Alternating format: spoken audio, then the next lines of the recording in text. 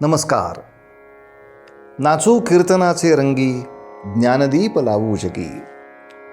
जोपर्यंत ह्या विश्वामध्ये दर दिवसानंतर रात्र येणारच आहे, तोपर्यंत या विश्वाला दिव्याची नितांत गरज आहेच. जोपर्यंत विश्वामध्ये अज्ञान हे काही प्रमाणात आपला प्रभाव टाकणारच आहे, तोपर्यंत या विश्वाला ज्ञानदानाची नितांत गरज आहेच. आणि हे लक्षात घेऊनच कीर्तनाची, ज्ञानदीप लावण्याची एक निरंतर परंपरा आपल्या या संस्कृतीनं कायम सांभाळलेली आहे. तर प्रत्येक प्रांतामध्ये कीर्तन परंपरा आहे, की कर्नाटकामध्ये आहे, गोव्यामध्ये आहे, केरळमध्ये वेगळी आहे, उत्तर हिंदुस्थानात वेगवेगळ्या कीर्तन परंपरा आहेत. तर अनेक कीर्तनप्रेमींचा असाही एक कुतूहलाचा विषय असतो की एकमेकांच्या कीर्तन परंपराही ऐकाव्यात. आता असं सांस्कृतिक आदानप्रदान शासकीय पातळीवर सुद्धा होत असतं, पण आपण कीर्तन विश्वाच्या माध्यमातून असं का करू नये असं एक मनात आलं आहे. आणि त्यामुळे अगदी एकदम नवीन कुठला तरी प्रांत जोडण्यापेक्षा गोव्यातल्या काही कीर्तनकारांना या ठिकाणी आमंत्रित करण्याचा मानस आहे. आणि ज्यायोगे हेच सांस्कृतिक आदानप्रदान होत राहील की यावेळेला गोव्याच्या कीर्तनकारांना आपण आमंत्रित केलं आहे, त्यांच्याकडून काही आपण ऐकतो आहोत, नंतर मराठवाड्यातले येतील, नंतर विदर्भातले येतील. अर्थात हे प्रांत वेगळे आहेत म्हणून नव्हे, काही भाग आणि त्यातल्या काही भाषांची वैशिष्ट्य, गोडवे काही वेगळे आहेत अशा दृष्टीनं. तर गोव्यामध्ये कीर्तन प्रशिक्षण देणारी अशी जवळजवळ 4-5 वेगवेगळी सुंदर केंद्र आहेत. त्यातले अनेक विद्यार्थी यावेळेला मुद्दाम 4 आणि 5 जानेवारी शनिवार रविवारी या पुण्यामध्ये आमंत्रित केलेले आहेत. आणि ह्यांची दिवसभर कीर्तन असणार आहेत. म्हणजे 4 तारखेला शनिवारी पण दिवसभर आणि 5 तारखेला सुद्धा. आणि याच्यामध्ये एखादा परिसंवाद की ज्यावेळी कीर्तनावर आपण काही साधक बाधक चर्चा करू. तर ह्या सगळ्या कीर्तनांना ऐकताना हे सगळे बाल कीर्तन साधक आहेत. तर जसं 10वीची मुलं 11वीत एकदा गेल्यानंतर ज्यांच्या डोक्यामध्ये असं असतं की नाटकात करिअर करूया, सिनेमात करिअर करूया, अभिनयात करिअर करूया, ते लोक पुरुषोत्तम करंडक, फिरोदिया करंडक वेगवेगळ्या स्पर्धांच्यामध्ये जातात किंवा ती नाटकं पाहायला जातात, तालीम बघायला जातात. किंवा ज्यांना असं वाटतं की संगीतामध्ये काही करूया, ते संगीताच्या वेगवेगळ्या मैफली पाहायला जातात.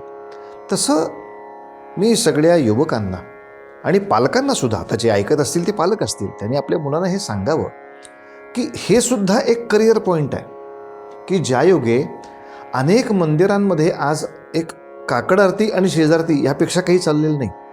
त्या मंदिरांमध्ये आपण ह्या कीर्तनांचं समजा श्रवण केलं, यातून तुम्हाला काही गोडी उत्पन्न झाली, याच्या तुम्ही काही व्यासंग केला, याचा काही अभ्यास केला, तर एक एक मंदिर तुम्ही सगळे सांभाळू शकाल. आणि मंदिर सांभाळणं ही तुमची एक साईड करिअरसुद्धा चालू राहील त्याच्यामध्ये. आणि अशा तऱ्हेनं विविध विषय, म्हणजे आयुर्वेदापासून ते योगापर्यंत अनेक विषय विविध पद्धतीनं तुम्ही या कीर्तनांमधून मांडू शकता. एका तऱ्हेनं लोकांचं प्रबोधनही करू शकता आणि दुसरं एक छोटं चरितार्थाचं साधनसुद्धा तुमच्या हातामध्ये चालू राहू शकतं. तर या दृष्टीनं युवकांनी एक प्रबोधन, एक आध्यात्मिक आनंदाचा साधन आणि त्याचबरोबरीनं एक आपल्या करिअरच्या दृष्टीनं उत्पन्नाचंही साधन, अशा दृष्टीनं सुद्धा विचार करून जसं तुम्ही वेगवेगळ्या स्पर्धा बघायला जाता, वेगवेगळे परफॉर्मन्स बघायला जाता, तसं हे कीर्तन परफॉर्मन्स बघायला काय हरकत आहे. आपल्या आसपास कीर्तनावर प्रेम करणारे अनेक साधक असतील, त्यांना ह्या सगळ्या साधकांची कीर्तन ऐकू देत ना, त्याच्यातून त्यांना एक वेगळी चांगली प्रेरणा जन्माला येईल.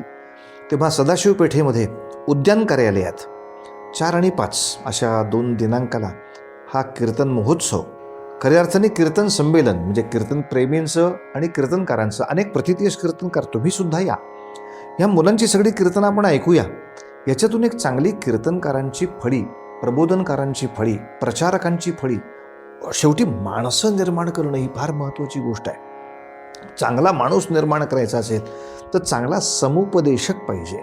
आणि मानसिक असंतुलन वाढत जाणार आहे, त्यामुळे अशा समुपदेशकांची नितांत गरज लागणार आहे. कीर्तनकार हा एक वेगळा तऱ्हेचा समुपदेशक आहे, आयुष्याला आनंदाकडे नेणारा एक अत्यंत मोठा डॉक्टर आहे असं म्हणता येईल.